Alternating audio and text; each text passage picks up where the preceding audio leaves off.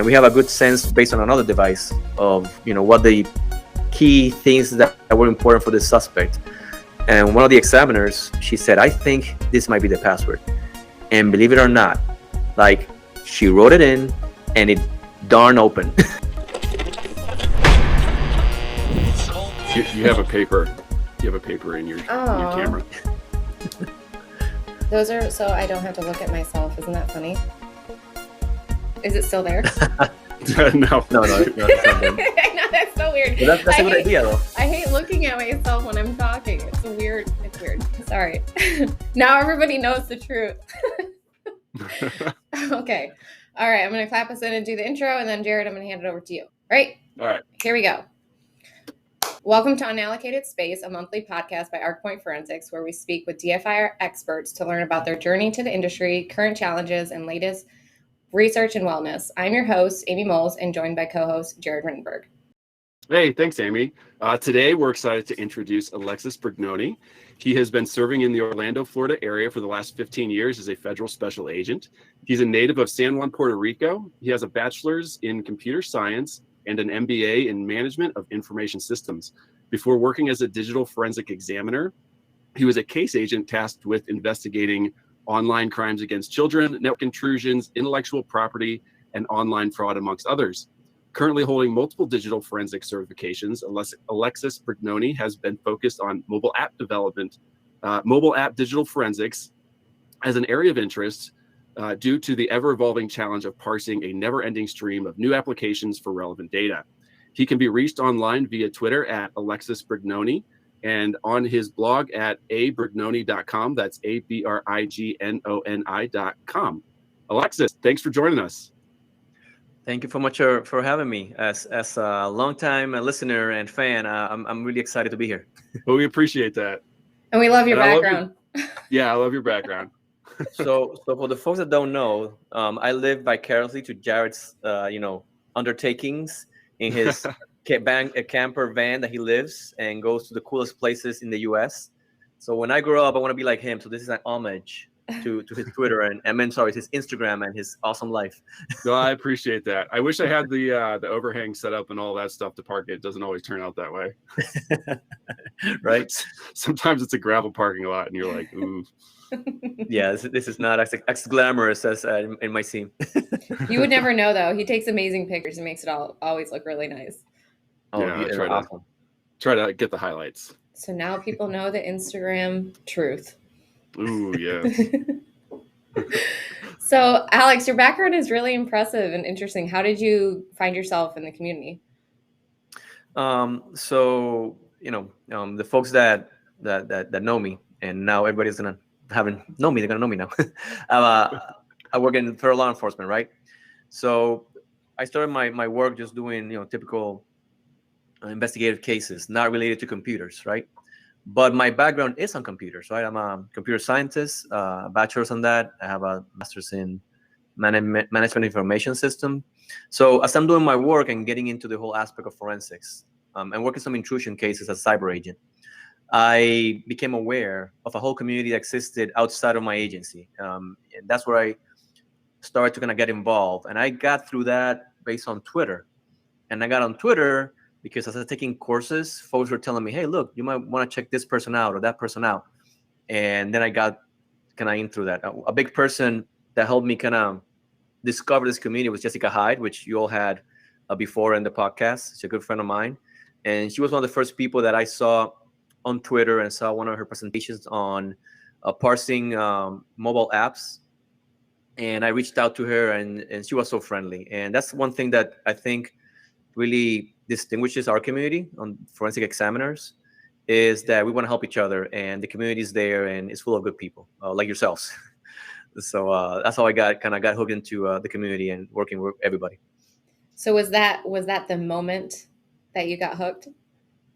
Well, to the community, yes, right? Because I was able to reach out to people and they were kind enough to reach back to me and help me, right?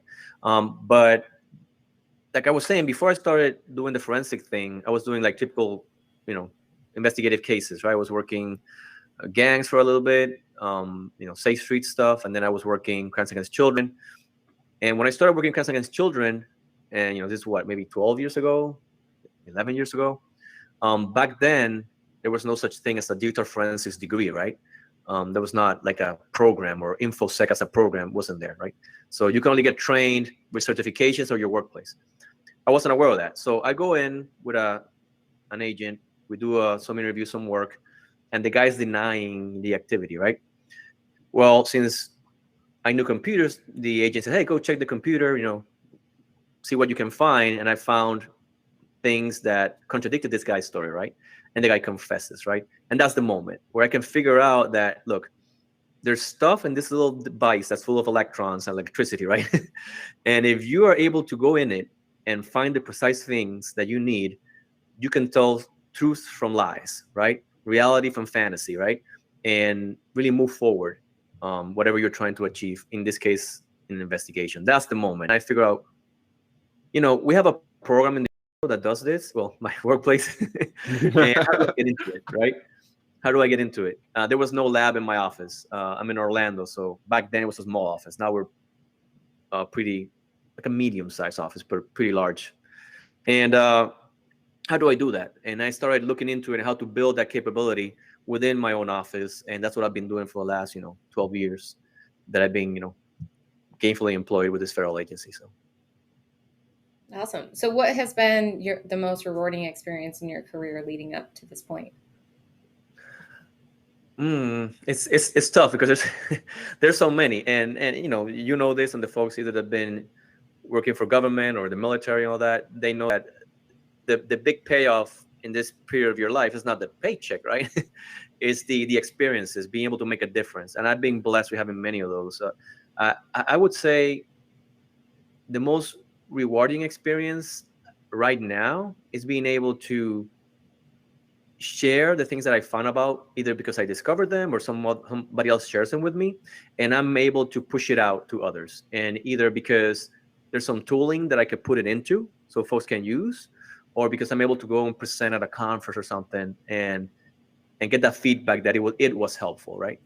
And that's really rewarding, because whatever you're doing is not only limited to your work sphere, it goes beyond, right? And if there's one thing that I think everybody that works in public service, or most of the folks that work in public service, want to do, is take this world as it is and then leave it a little bit better when we're not here anymore. And that's what we're trying to do, right? The time that we've passed on this planet, make sure that we left it better. And this is my way of doing it. So really, really rewarding. I'm really grateful. I can't agree more. I really like that a lot. Absolutely. I got a question. So now that digital forensics is kind of its own emerging industry in its own right, do you see, in your work environment, do you see people getting into it just kind of still natively as like they're working traditional cases and then they need to add on the computer piece? Or do you see people coming in now specifically targeting the forensics cyber piece of it? Well, so it's a two-part answer. So in regards to employment, right? People that come in to work. Now it's a requirement, right? You have now a more established way. We want people that have degrees in this field or similar fields that we can build up just for this purpose, right? Before, when I started, it was mostly sworn folks that did this type of work in law enforcement agencies. Now we're seeing, when I say sworn, I mean non-sworn. They're sworn too, but civilians, right? They're not. They don't have arrest powers, so they come in and do that work as well, because we need that. So from an employment perspective, it's become its own field or its own work career, if I, for lack of a better term. Because before, when I started, I was dual, right? I would do the forensic thing and I would also be an agent at the same time and conduct investigations. Now I don't. I'm full-time, pure forensics, right? So that's one thing. The second piece of this answer is, before, when somebody had a crime and there was a computer, they would just bring them all to me, right? Hey, there's a computer involved, and just drop it there. Now, every crime, right, has some digital component to it that before I would get a few computers here and there when they showed up. Now, every case has a computer. Every case most definitely has two phones, not one, two phones or more, right? So now there's a process where, and you're obviously familiar with that, and your audience as well, where we have that intake, because it's unavoidable. how can I say this in a nice way? If you're doing a lot of work, I will know because I'll be getting computers and telephones from you, if that makes sense. Yeah, it makes sense. So the mobile app digital forensic piece that you focus on a lot by giving back to the community and the resources that you provide, how did you get started there? Was it a need in terms of a capability that you didn't have in your office? Oh, I mean, you hit the nail on the head. That's exactly, and let me give you an example. So a few years back, there was this thing called Discord that nobody knew about. Of course, not everybody knows about it. And I had a case where it wasn't even my case; it was a local case, and they're like, "Look, this individual was groomed a minor, and went in the middle of the night, and have her jump out the window, picked her up, and left with her. Right? So they're trying to track this individual to recover the minor, and we don't know how they were communicating, right? Because the parents didn't give her a phone and all that. So they're communicating on the computer. We don't know how. And they didn't know how because at that time, when you parse the evidence, to kind of get the stuff out, it wasn't recognized by the tools. No tool will show you Discord chats because the tool was not made aware of that Discord even existed, right? So I set up with the local exam, we started looking at it, and I found this Discord application on the computer. I said, well, how does this work? And one of my first technical blog posts in my blog was because of that. Because I said, look, this Discord thing is pretty popular with young people that do computer gaming and all that. You have all these capabilities from chatting, video chatting, messages, etc. People need to be aware of what the contents of these things are. And I put that out. And then I said, you know what? This platform, Discord, is also available on phones and tablets. Well, how does that look? Does it run on Windows? Linux. Does it run on a browser, independent of the operating system? And I ended up doing a whole series of it on that, right? So that's how, and it's kind of funny.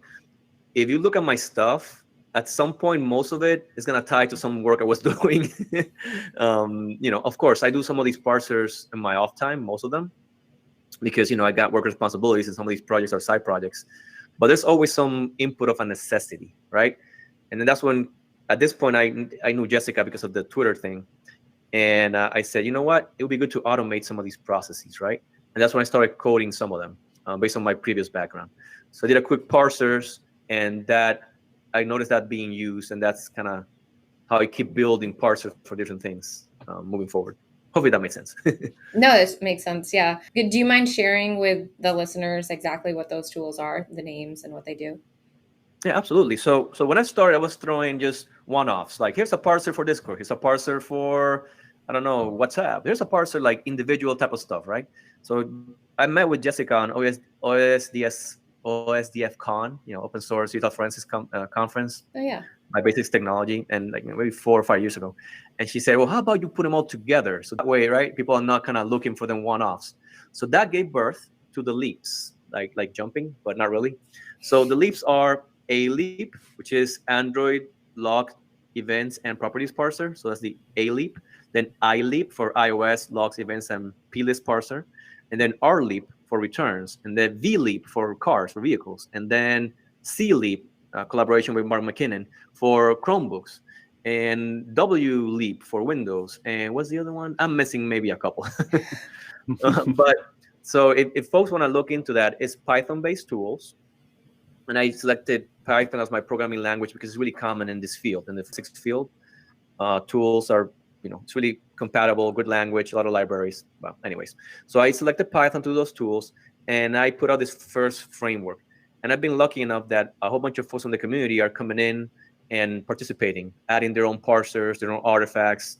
I believe that we pushed a little bit of the industry forward. If we believe there's a need, for example, we made a parser for ProtonMail in iOS, working with Matthew Regnery up in France. And we put that into our tooling. And that tells vendors, hey, we want to parse ProtonMail. And if you look at this code, you're going to get a heads up on how to do it, right? Not that they they have the ability, of course, but we're highlighting what we need. And thankfully, a few months later, then major vendors in the space came out with ProtonMail parsers, and that's good, right? We want to push it forward, because if you don't use it in our tool, you will definitely use that or have that need in other tools, right? The big industry tools. So folks can go to A. Brignoni at GitHub, github.com/A. Brignoni. The repositories are there.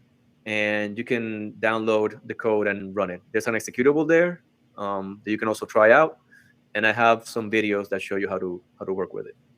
Yeah, we actually have a technical blog on iLeap.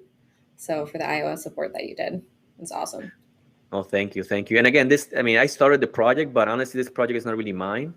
It's the community's, right? If you look at the collaborators page, when you throw a report, it's dozens, right? And in just one project, right? Just folks reaching out and saying, hey, look, we appreciate the framework. We added a few things, and I merged them in the repository, and then everybody benefits. So I'm thankful for all the other people that work. I would be remiss if I don't mention two people. I want to mention Jogesica 3. Has been a mentor to me at the beginning of the process, great examiner. And also Alex Caithness up in the UK. He's been really helping me now lately to kind of up my Python game. So those are two key people that has helped me as well. Awesome. Nice. No, it makes sense. Like in terms of like you all driving where vendor relationships are going, right? In terms of the support that they're including, because you're in it, you're in the field, you're doing all the work yourself, you're seeing like the different trends. And we can sit here as vendors and we can do trend analysis all day long, but it's not going to be the same as getting that feedback directly from those customer sets. So it's invaluable that you're doing this work. Well, no, I appreciate it. And I like the fact that folks come in and say, look, we want this, and actually here's how we can do it, right? And it's really good, because then we have the vendors coming into that space providing that output, and we have another method that validates as well, and we validate each other, because let's be real here, right? A lot of the stuff that this tool does is kind of black boxy in a sense, right? They might not reveal to you the details how they do it, right? They might tell you what the data source is, but not what the secret sauce is. And if we can get that same output but in a more open manner, open source manner, I think it's a good thing. And again, I'm not dissing the vendors, right? I understand that they need to have right their own product and safeguard that intellectual property. But if we can validate in a different way, that just makes the trust in that output even more solid. Makes sense. Yeah. Yeah. Were you a developer before, like, you started working with your agency, or is that something that you just kind of picked up as you went along? Yes, no. I say yes, no, because before I came into the bureau, I wouldn't consider myself a developer, like a real developer. And I don't consider myself a real developer today. I tell the folks that collaborate with me, I code like a 9-year-old. Yeah, I hear that. Yeah. I've been lucky, again, Yogesh and Alex Caithness, they've been such a great influence in making my code better. Now, before I joined the bureau, I do system administration for a small college, which meant that at some level I had to code. I had to, put down fiber optic cable. I had to fix computers, take the hard drives out, right? So it became like you do for my little section of the college or university. I was a one-man show for my section, right? So I had to code a little bit, but I wasn't a real developer. And actually for a time, I didn't really want to do that at some point. That's why I kind of came into law enforcement thinking, well, you know what? I'm going to be doing different things, which I did. But now, based on the importance of the work that I do with my law enforcement agency, I provide now more value with a little bit of coding that I know. I feel that now I can put both together, and it's been a good, happy place for me to be, where I can take that previous knowledge and add it with the mission. And again, I'm really lucky. I'm really grateful to the universe where I'm at right now, because I can do both, right? I can take that knowledge of computers and then add it. And I believe, this is my opinion, I believe that examiners, one of the skill sets that needs to be really emphasized moving forward is coding. Coding is like magic. It really helps a lot, right? And another one which I need to work on is a little bit of reverse engineering. I believe examiners need to start looking into those, because the solutions moving forward, I believe, are not going to just be sitting in a database. There might be hidden behind some encryption or behind some obfuscated process, and you might need to reverse engineer that. You might need to then automate that reverse engineer process, right? And I think that's where examiners as a field might be heading down in the next few years. Yeah, I think that's really important. I know when I was in my my undergrad, I only had one Python programming class, and it was like the very basics. It did not help me at all when I graduated. I had to like relearn it, buy my own resources and books. No, and that's what I did. I mean, when I started coding, I did COBOL, so I can tell you, Oh, wow. Yeah. COBOL. Had a class on that once. Yeah. So I was the last cohort, the last class in my university that taught that class. After I went through it, they took out the curriculum, right? But still, right? And I mentioned this in other places. Don't fall asleep. I mean, Python. Well, Python is cutting edge. Everybody uses it. Python is over 30 years old. Let's be real, right? So at some point, this field is what's the best tool for the job, right? Nowadays, it's Python. In the future, might be something else, right? So the question is, how are we making sure that how can we be effective, right? And to be effective means to have a broad tool set. It could be a programming language from 30 years old. 30 years ago, or it could be a new process that's coming online, artificial intelligence, whatever that means, right? And do we want to be efficient? Do we are proficient? At least in my corner of the world, justice delayed is justice denied, right? So I want to make sure I get that as quickly as possible, right? And preparing myself allows me to do that. So how do you Justice find delayed is justice denied. Tagline, Amy, record that. It doesn't come from me. I got it from somewhere else, to be honest. But it's a good phrase, and which is true, right? So it is true. Yeah. Have you seen much use of Go as a programming language? Not in the forensic field straight up. I think I used it once trying to come out with some cockamamie way of dealing with LDB databases, and then Alex Caithness came out with a legit, Python-based resource which I use. But me personally, no. But that doesn't mean that other folks haven't used it, right? So okay, I was just curious because we started to see an uptick of it just in like the last 2 years. So it kind of came out of nowhere because I was looking at Python and some other stuff, and then Go seemed to pop up and just people were running with it. So just curious. Yeah, it's like any product, right? You can have a superior quote unquote product, but if the user adoption is not there, that product will go, the Betamax way, right? Yeah, so, right. So I that's why I kind of decided on Python, thinking of what's the user adoption, what's easier for folks, and what's compatible with other tooling set. And I think it was a good choice, at least for my stuff.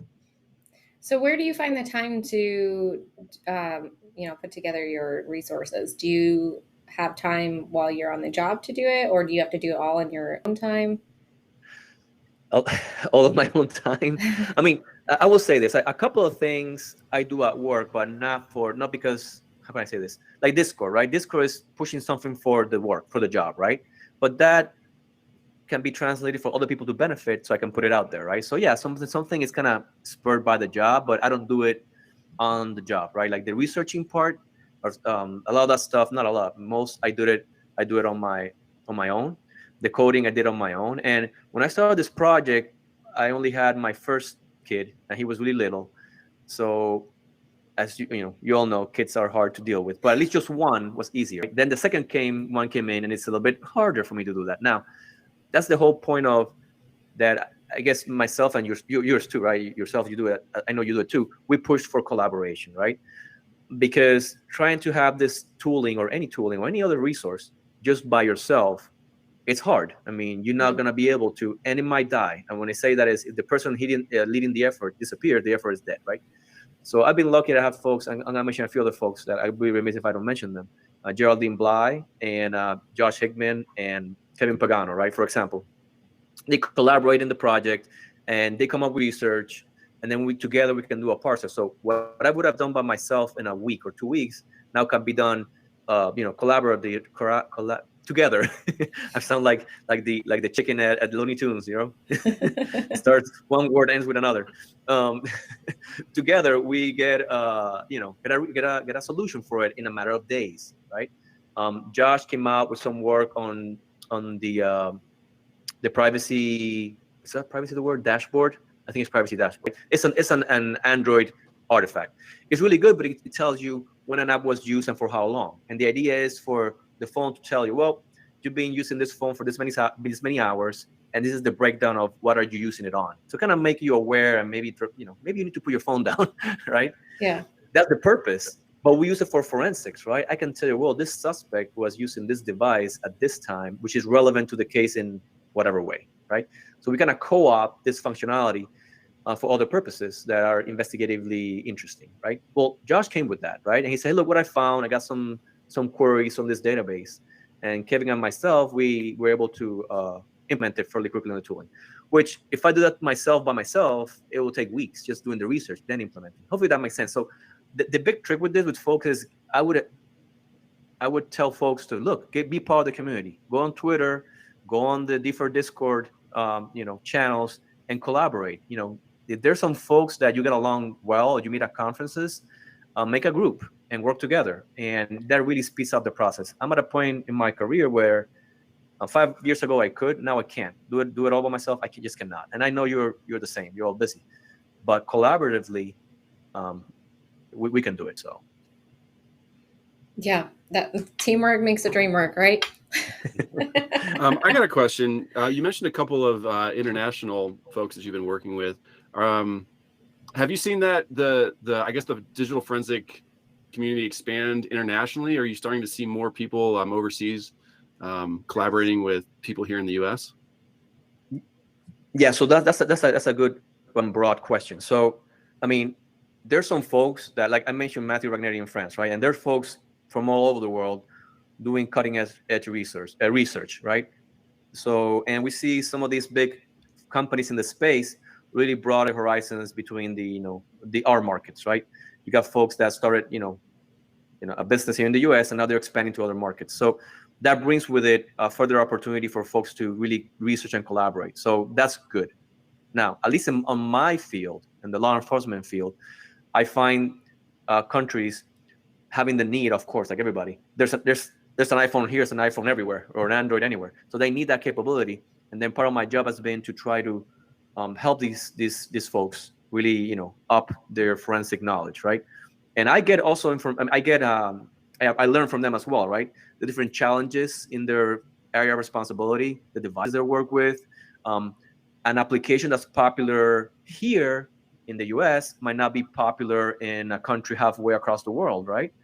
And we might not have parsers for it, or they might not have parsers for it, or they have it, they give it to me, right? And then it opens another avenue of investigation because, like I mentioned before, maybe the suspect or the victim, whatever, was talking on this application that I wasn't aware because it's not popular to me in the US, but it might be popular to them in another country, right? So I see a lot of collaboration. I think one of the biggest hurdles is language.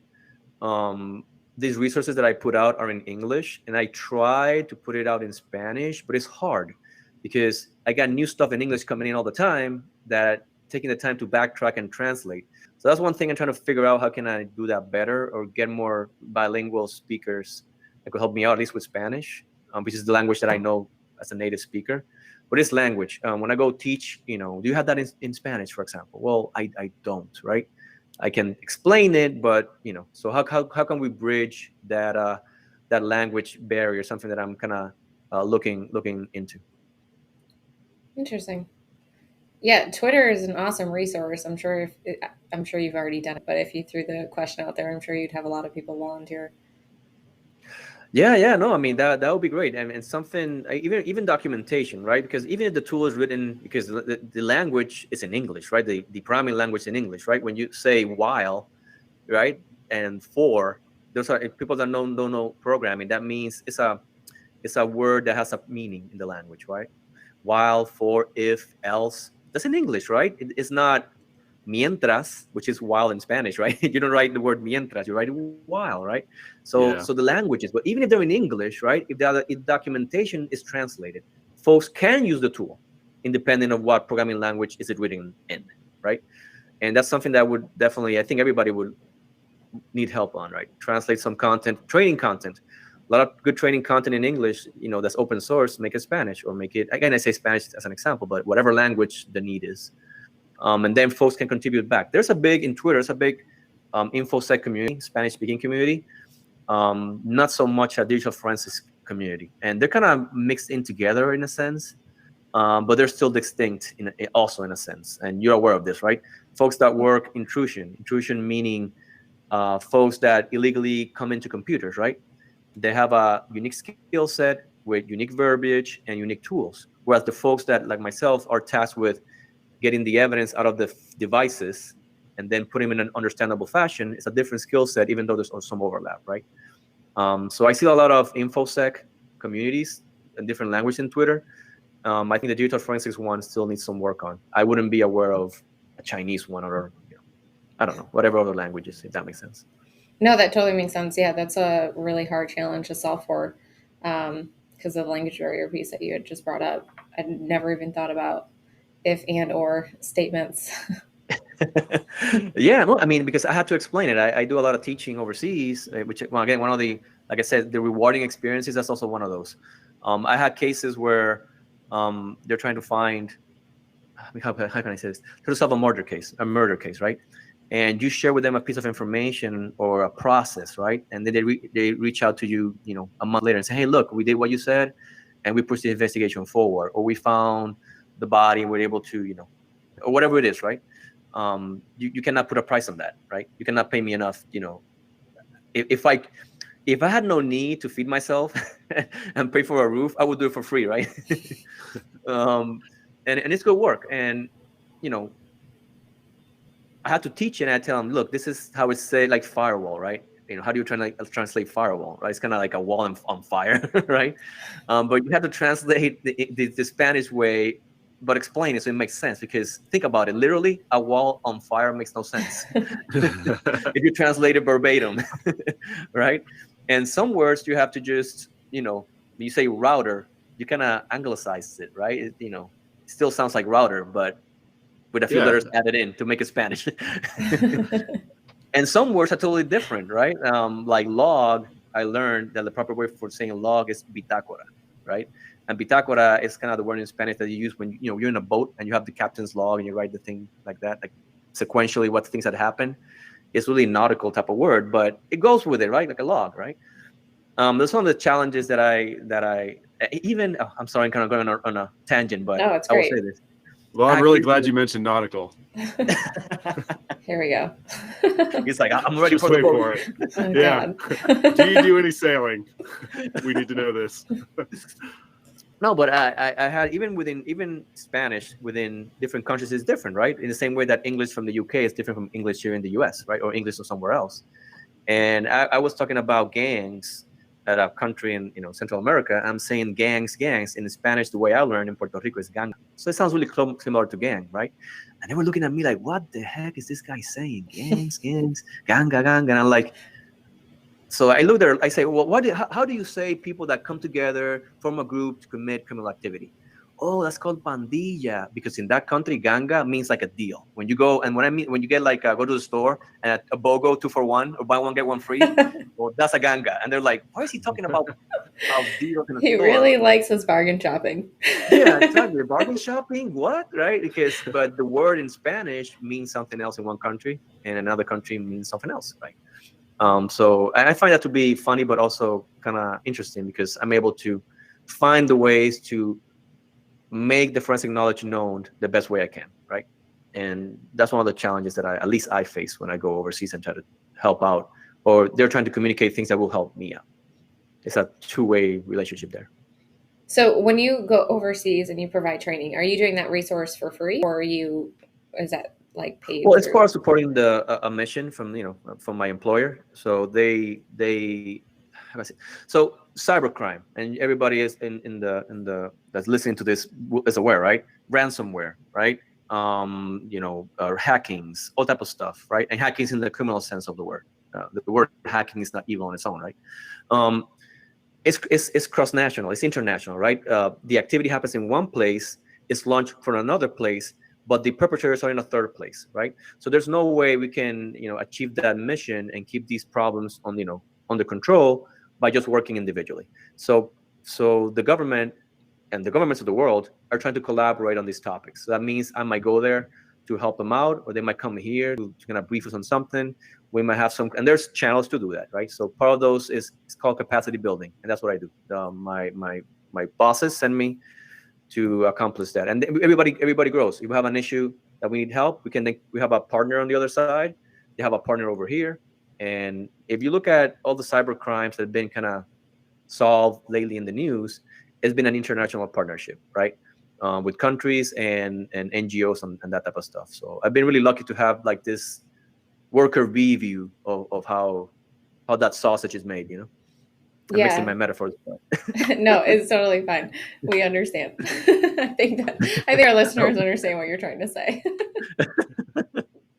So you're a huge proponent of constantly training and continuing your own training and learning path. Why do you feel that that's so important in your career? It's hard to find time for a lot of different things outside of casework, but why is it so important? So, I mean, the usual answer is, well, new stuff comes in, you need to be up to date because the field changes constantly, right? And if you're not up to date, you're gonna left behind. And that's the typical answer, and it's the correct answer, right?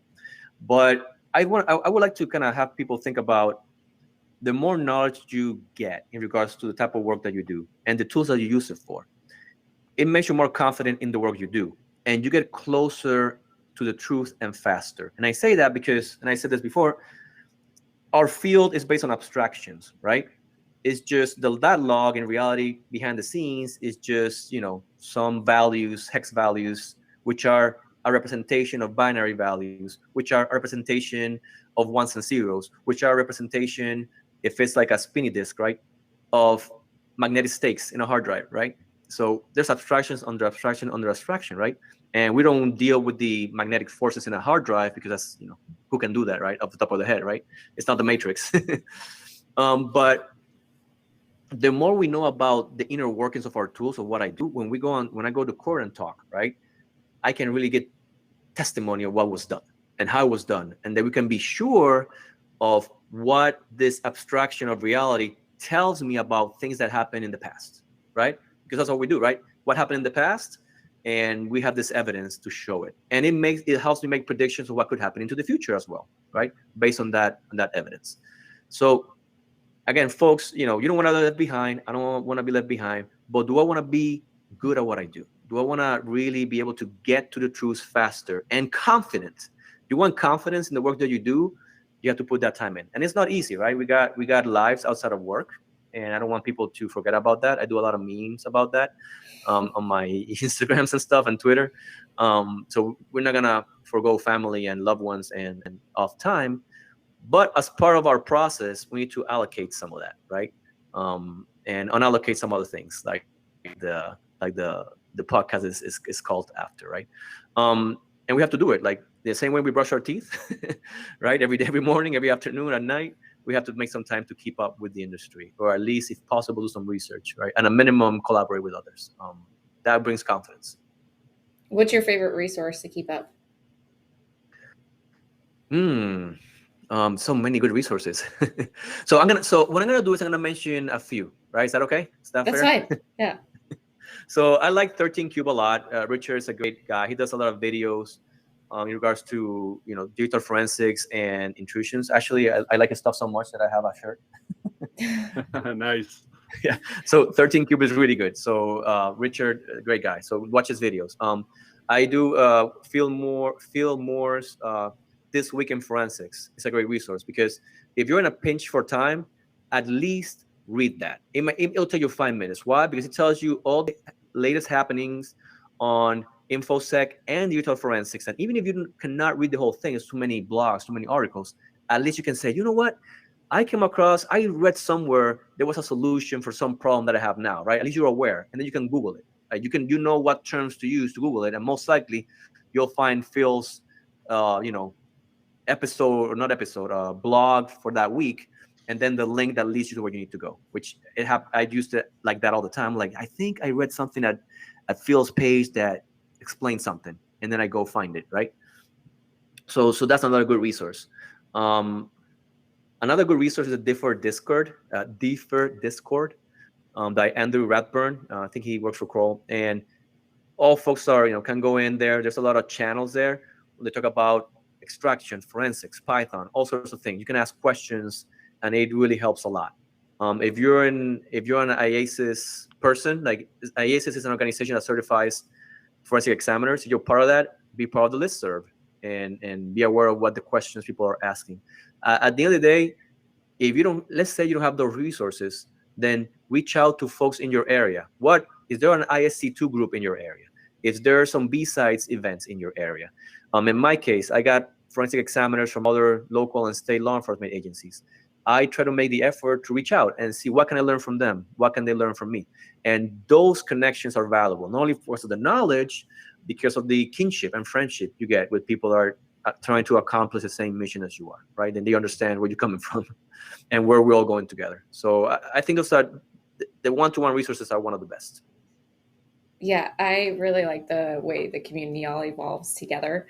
I always talk about, like, I don't have a lot of friends, but I have a lot of Twitter friends. I was like, I've never met these people in person, but we talk all the time.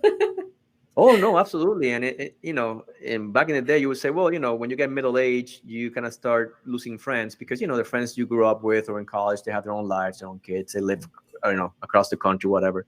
But I found a whole bunch of new friends in my middle age that have the same interest. We collaborate, we chit chat on our WhatsApp, Disc, or whatever. So I agree with you. It's really enriched me also as a person. So yeah, and I also appreciate the nerdy comedy that people have posted on Twitter and Instagram. Yours crack me up on a daily basis. So I know his pain. I was like, I know exactly where this person's coming from. Oh yeah, I mean, it's like the movies, right? Any similarity is purely coincidental, maybe. No, but we talk about what the experiences that we have, and we try to make them a little bit funny, or at least funny for those that, like you, and Jared, that we're in the field, right? We know what it means for for folks to be out and you're still parsing this database, even though everybody's going home, because the need is there, right? Right. So or nobody plugged the phone into a battery charger while they were transporting it. Yeah. No, and always lovely. You spend a day telling them, look, this is the things you could lose if you don't do this, and then they bring you the phone and they did not do that that you told them. But that's part of also as educators get. But I think it's funny, right? That it happens.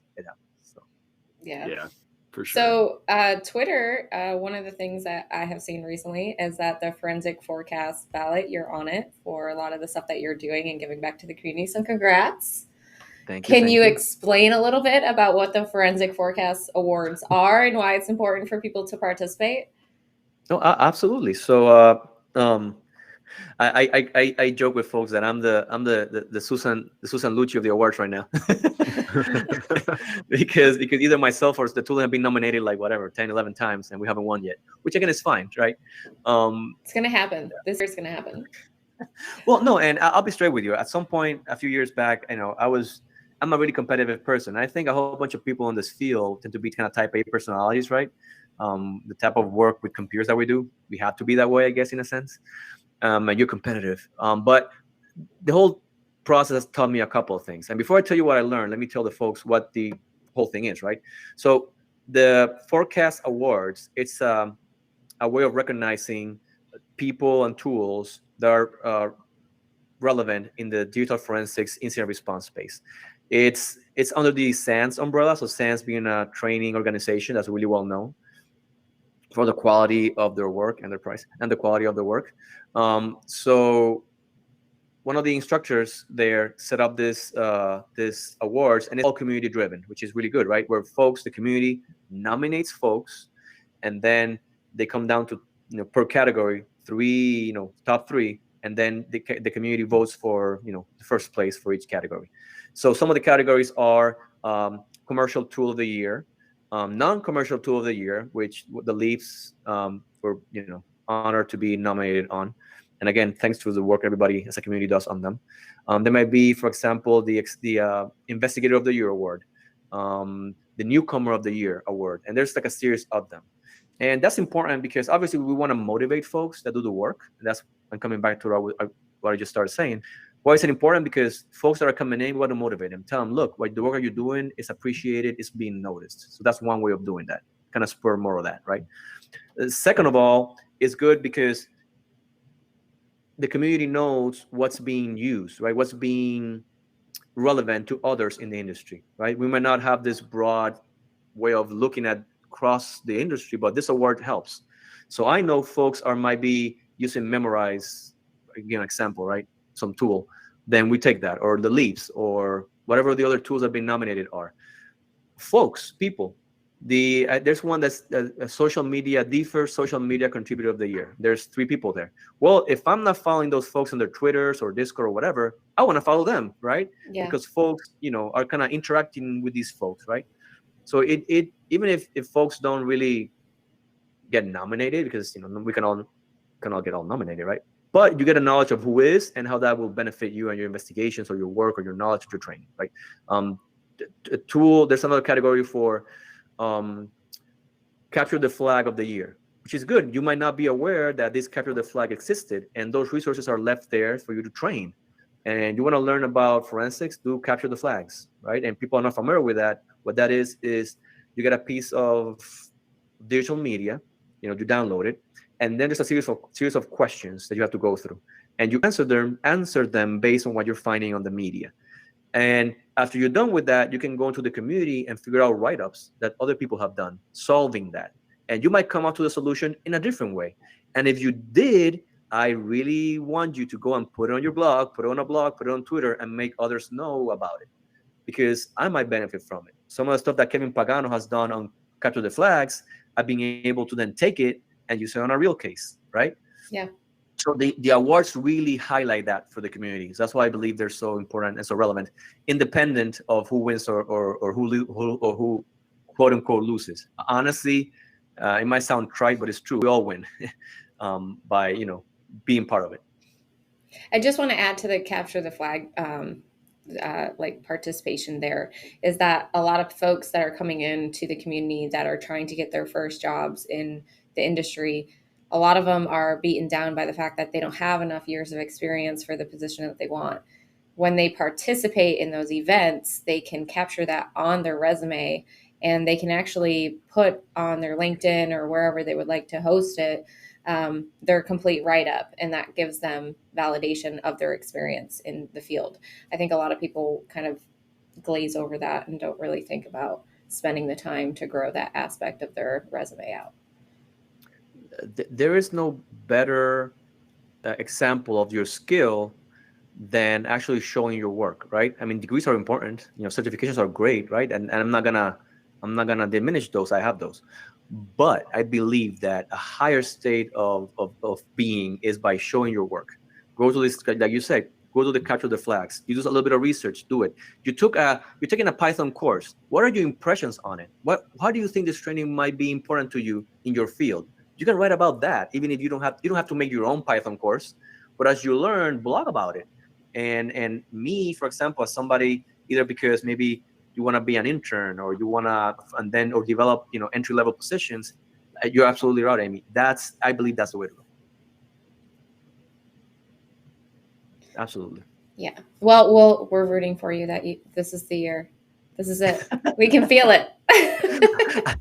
I want to say they like me or love me. They really, really like me.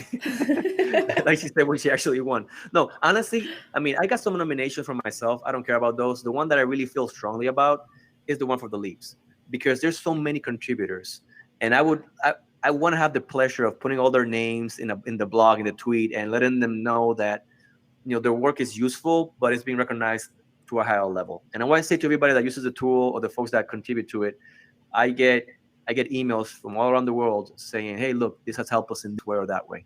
I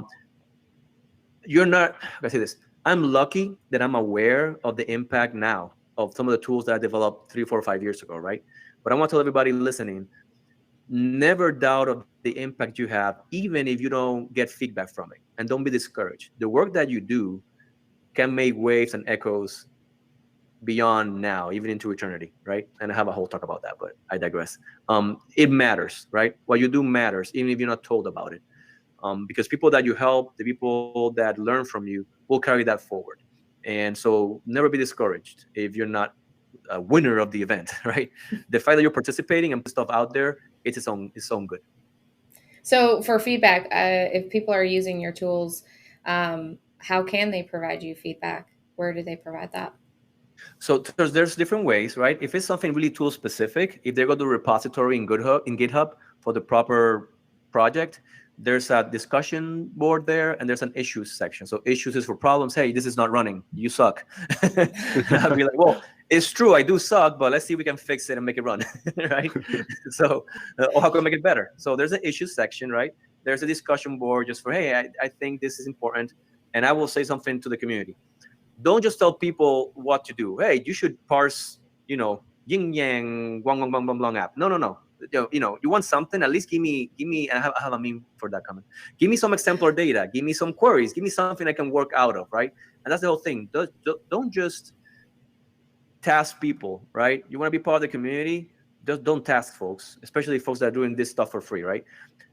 Bring something to the table, bring some work, bring some data samples, and then we can work together. So just to say that, because I got folks that they give me a wish list. I'm like, well, I mean, there's 2 million apps or plus in the App Store. I'm not gonna parse them all, right? Give me your top three. Give me something. Yeah, so give me something, right? So that's one thing. Now for feedback, there's the issues discussions for the projects. I have a link queue app, and I guess we can maybe put this in the show notes later. That's like a profile where I can integrate all my online presence into one spot. There's an email there that you can reach out to me for particular questions that might not be tool related. Twitter, I'm always on Twitter. You can send me a DM there as well, or participate in one of the postings, and then we can communicate that way. But it's link, like LinQ, LINQAPP, like linkapp.com/abrignoni. If you put abrignoni on Google, it's gonna show up, right? And you can go there and get my email, get contact information, and also see all the other social media. I have a YouTube channel which talks about these topics, and have an Instagram full of forensic memes. We'll make sure to summarize all of that stuff in the notes too. Thank you. So that everybody knows exactly where to find you. Yeah, and send me funny stuff too. Don't only send me computer stuff. Send me funny stuff that's related to computers. I love those. All right. Okay.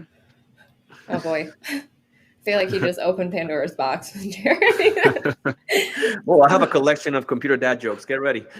Oh, nice. Oh no, it's gonna get worse. All right. So, just the last question. What advice can you give to individuals who are either just starting out in the digital forensic space or transitioning into this industry?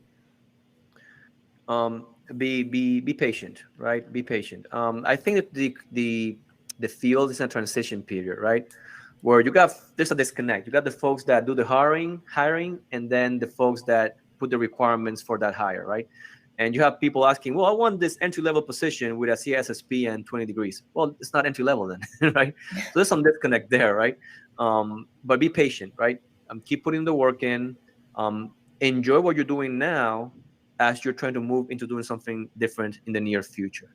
And your time will come, right? I didn't get into the field from the get-go. Some folks have. Others, like myself, we're going to really roundabout ways of getting there. But you will get there. And you'll look back in the 10 years in the future, look back and say, you know what, I'm glad that I stuck to it, right? I kept at it. So don't be discouraged. Keep doing your learning. Keep networking. That's important. And by networking, I mean getting to know people as humans. Because we think, and sorry, I'm kind of going a bit of a tangent here, but networking sometimes comes across as, I'm going to meet this person to see what they can do for me, right? And I believe true networking is actually getting to know people, getting to really know people and open yourself to be known. And if you do that, then things will happen. Good things will happen, and don't put any pressure on it. So network, get to know people, and have them know who the real you is, and the opportunities will flow from that. Yeah, I think that's really, really important. Visibility and credibility when you're networking with someone, right? Understand who they are, their core, where they came from, why they're doing the work that they're doing, and their passion, and that will just bleed through the rest of the relationship you have. I think that's and key. you don't make false assumptions. I might believe that Jared is into something. I'm trying to do that. He's like, actually not, right? And there will be a disconnect, and we cannot really develop a relationship. But if I'm myself and you're yourself, and the work issues will fall into place on their own, and the opportunities will come even when you're not looking for them, as long as you're open to them and you're sincere and you're authentic, right? And that's what I believe. And I would tell folks starting in the industry, just be authentic, be yourselves, right? Don't be afraid of being you. Well, No, I'm just kidding. You It's a big just scaled back matter. version of yourself when you first meet somebody. I'm just kidding.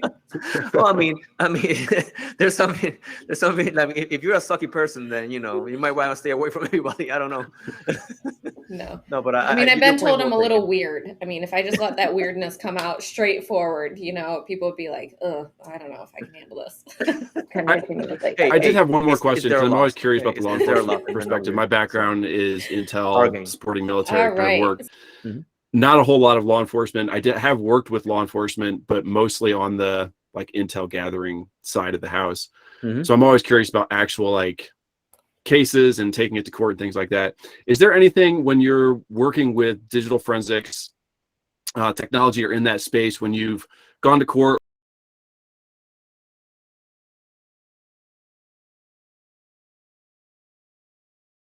or that you've taken into the legal system that has surprised you either with attribution or the courts were like, oh, you actually need this, or the prosecutor was like, we need X, Y, Z, or just something that surprised you as you were bringing digital forensics into the legal system? That's an awesome question, and it has surprised me because I come from a technical standpoint, but I'm presenting this to mostly non-technical people, right? And the judge might be versed in certain technical things, right? Because the judges and the prosecutors and the lawyers, they see technical cases come to them, but they don't have the background that you and me have, right? So I think something is pretty clear. Hey, this is, clean, it's clean cut, it's done. And the judge says, well, actually, to get this other piece, you need to tie it better or make a better, deeper connection. I'm like, what are you talking about? Right? It cannot be any more clear, right? But that's Right. my failure. That's my failure, right? It's a failure of me being able to communicate properly the meaning of the connection that I'm presenting. And that's something, again, another tangent. I'm the king of tangents.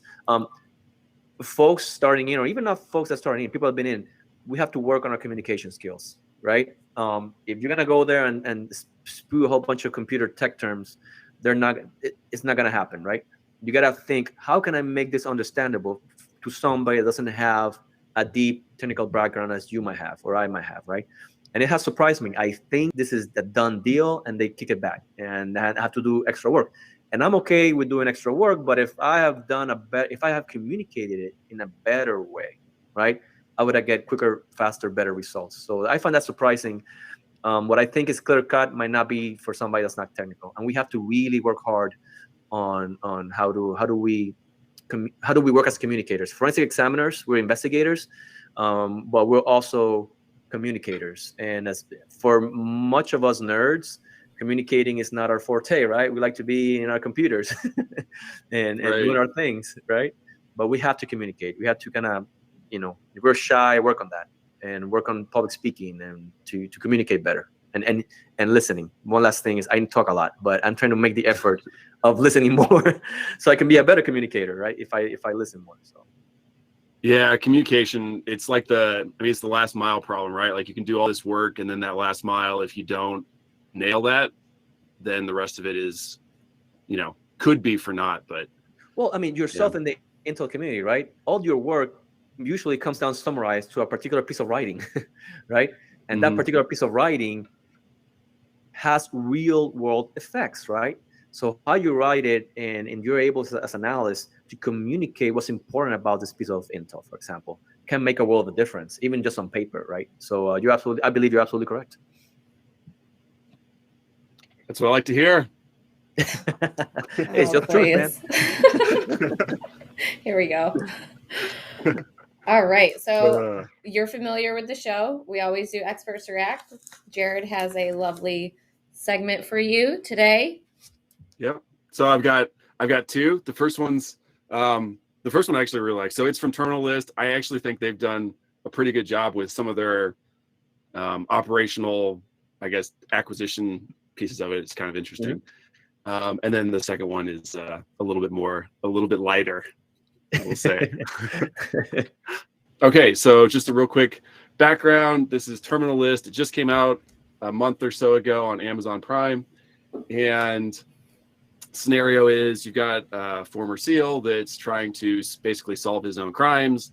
And so he's doing things off the books, whatever, but he uses some of his acquisition, collection, tradecraft training in this scenario. So there's this guy that's part of this crime network that he is trying to break down, and basically he gets he's able to get access to the individual's phone and then move forward from there. So we will just jump right into it. That's gonna be good.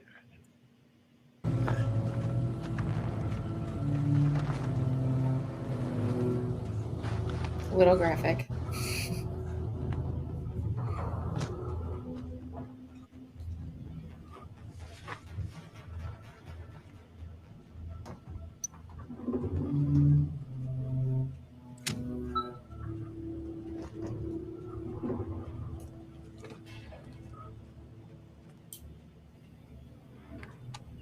Cryptex phone. What are you hiding, Marcus?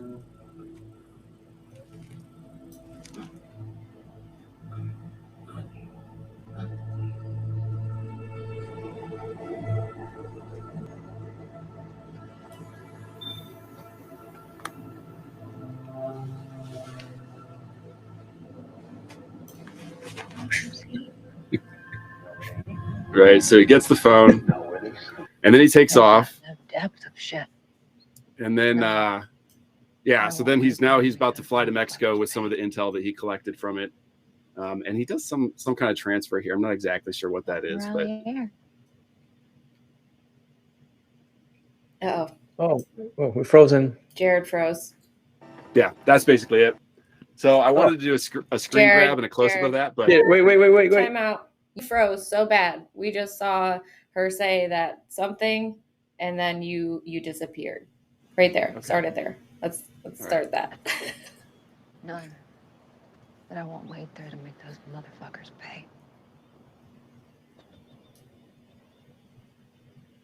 Love from around the air.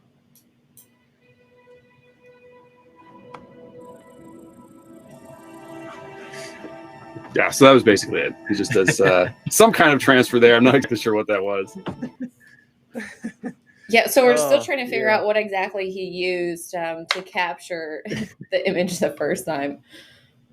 Look, I'll tell you, they used magic. So the last part where you see one of the phones, when you take a Android phone, or especially Samsungs, and you put them in the what mode is it? Like a firmware mode. You know what? On my computer, on my mobile phone is gonna laugh at me because I cannot remember the term right now. Is it developer But in mode? the mode you can Developer mode?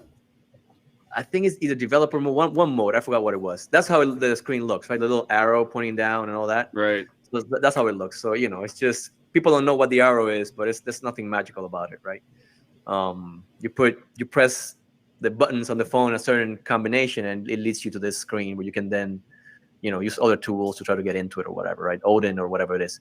Well, the first thing is, it's been a while since I've used Odin. It's been a while since I've done any phone rips. So yeah, I'm using old school terms here for the folks, right? So, so you can kind of make that phone accessible. So the first thing is, I'm gonna react now.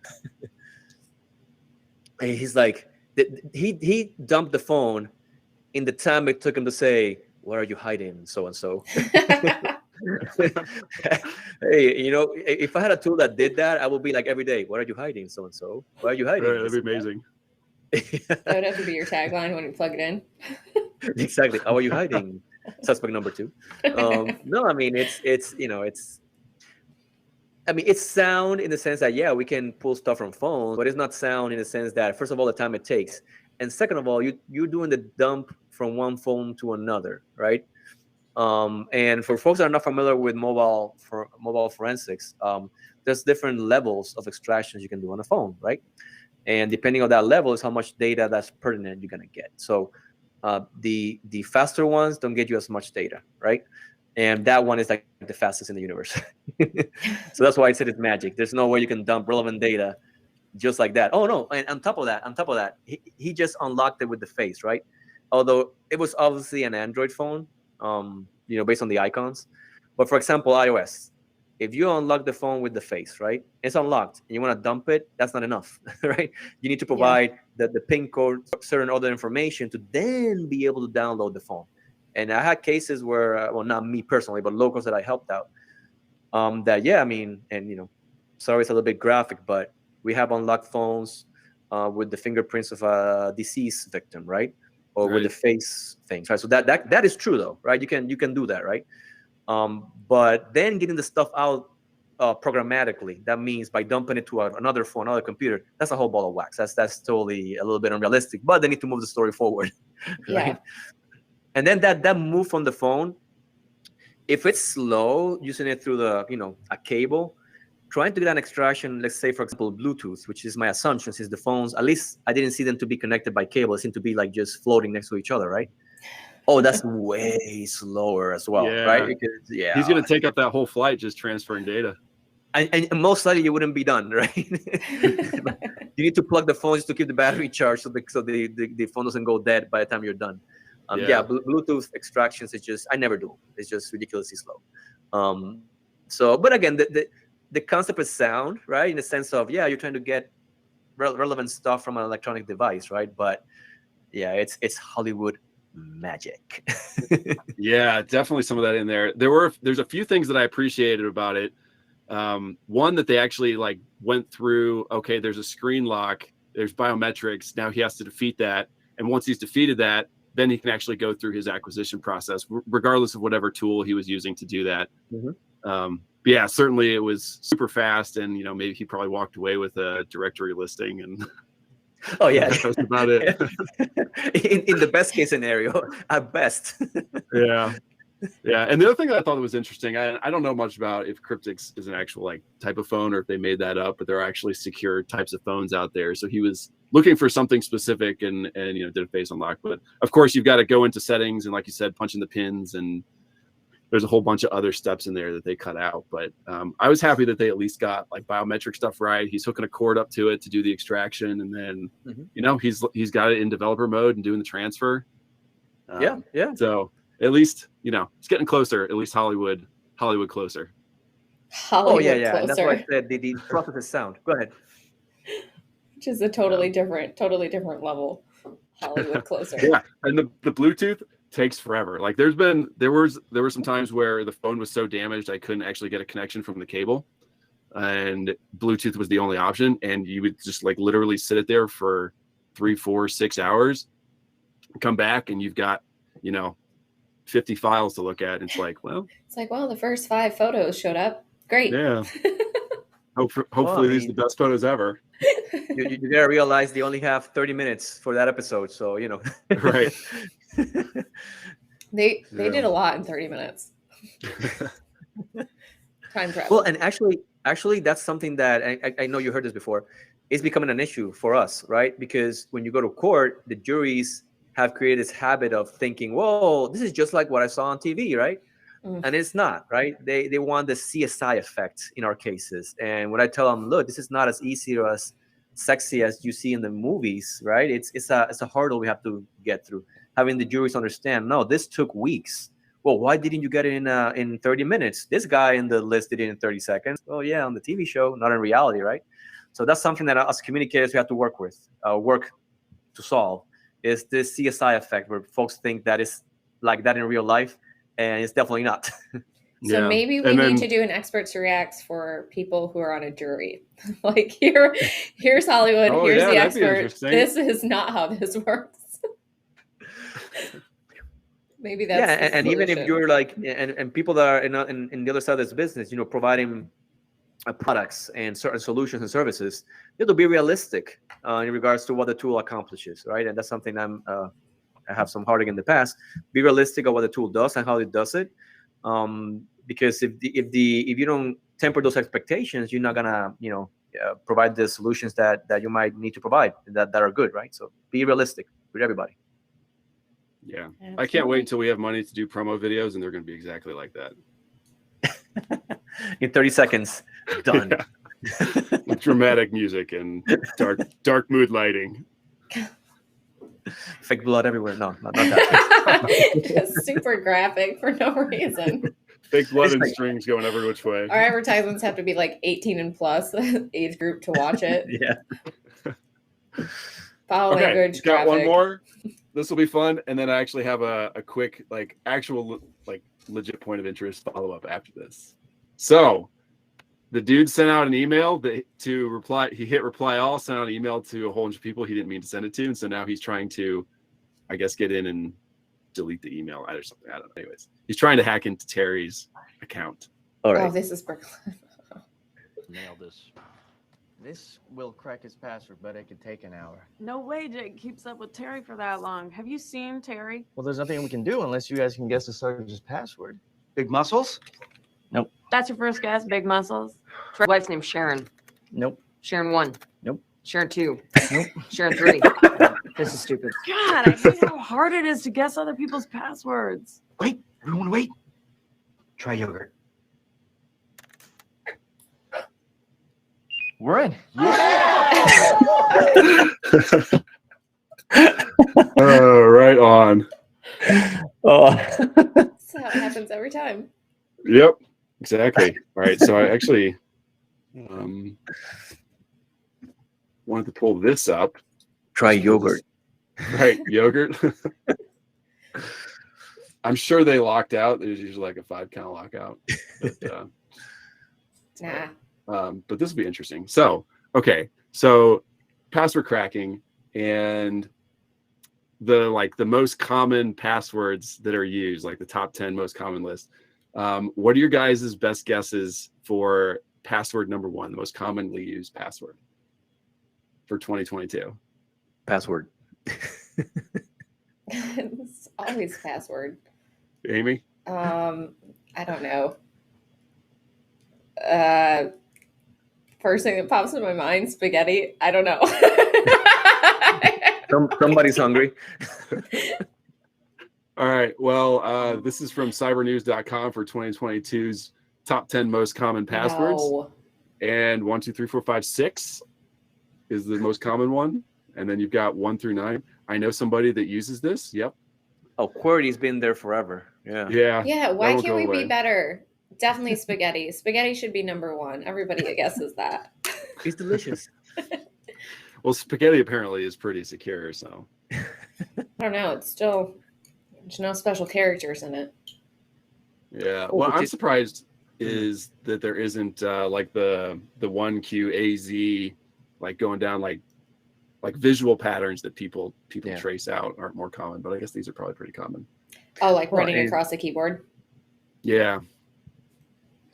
Yeah. I mean, and even the special characters nowadays, it doesn't do anything, right? Right now you want to have really long passphrases, right? You know, the whole special characters. I found the video funny because she was Sharon 1, Sharon 2, Sharon 3, right? But that's true, right? We have Yeah. tools that Yeah. do those iterations for us, right? I'm not gonna type them. The tool will create that dictionary list for me with all the iterations, right? So in a sense, that's not wrong. It's funny, but it's not wrong. Just that you wouldn't do it one by one, right? But for the folks that are listening, keep those, not a password, pick up really long phrase. And I'm actually hoping the whole FIDO thing, really keeps taking off. So that way we don't have to worry about passwords anymore, right? So cryptographically amazing. secure stuff. That would be amazing. Yeah. I mean, you don't have to worry about the password. Just put the key in, and you have it's all secure, public, private, key encryption, and you're good to go. Yeah. But no, it is a funny video though, and the word yogurt is in a dictionary on top of that, right? So Right. you get the password hash, and assuming it's not salted, just let it run with a dictionary. Yogurt, bling, it comes up. And then but no, it's funny, but it's also true. Actually, I just thought about this. You say, well, that never happens. You'll be surprised. Working with some locals here, we have to get into a phone, and we have a good sense based on another device of what the key things that were important for the suspect. And one of the examiners, she said, I think this might be the password. And believe it or not, like, she wrote it in, and it darn open. Wow. So that tells you, if you know your target, right? In my case, it would be a suspect, but in your case, might be something else. If you know your target, and you really know what the interests are and all that, it's human nature. We want to be able to remember things, so we correlate them to things that are dear to us, or easy for us to keep track of, right? So keep your password managers handy, people. If not, we might actually guess what it is. Yeah. Pin unlocks too. There's usually a couple that it's not super common, but occasionally you'd get lucky and. Well, I bet you've done this. You look at the thing. That's why I don't want people to be messing with the phone, right? And you look at the smear, right, of the fingers. How they the fingers move on the screen, and that might help, believe it or not. You can actually, give it a couple of shots if you have nothing else, and sometimes it just goes. You never know. Yep. All tips and tricks of of course. passwords. And obviously, always use the very secure password as spaghetti. Oh yeah, I feel like that's what we've learned here in this episode. That's going to be a password at some point now. I was like, I have no idea why that just popped in my head. I was like, well, spaghetti. I don't know. I am hungry. Lunchtime. All right. Well, thank you so much for joining us on Unallocated Space. It's been a pleasure having you. You're an awesome guest. We will definitely make sure we summarize all the resources and the notes on the YouTube channel so that people can find you and give you plenty of feedback for your tools and all the hard work that you're doing. And if you enjoyed the show, make sure that you all give us a thumbs up. All right. Thanks, guys. Thank you for having me. Yep.